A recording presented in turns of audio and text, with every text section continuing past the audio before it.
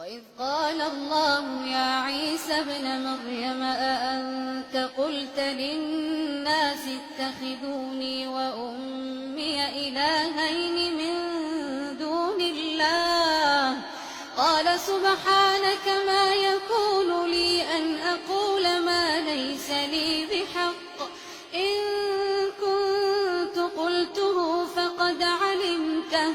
تعلم ما في نفسي ولا أعلم ما في نفسك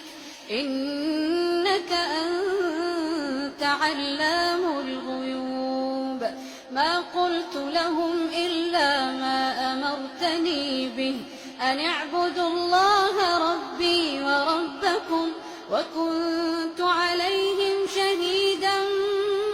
ما دمت فيهم فلما توفيتني كنت أنت الرقيب عليهم وأنت على كل شيء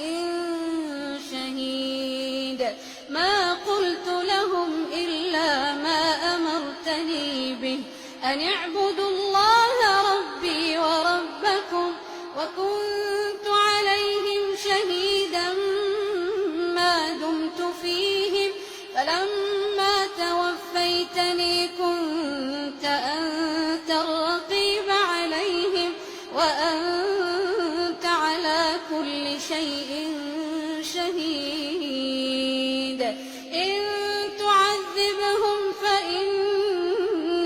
عبادك إن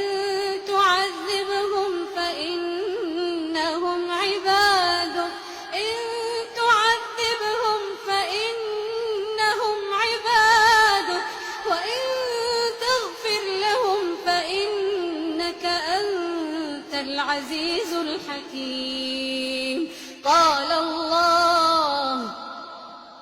قال الله هذا يوم ينفع الصادقين صدقهم لهم جنات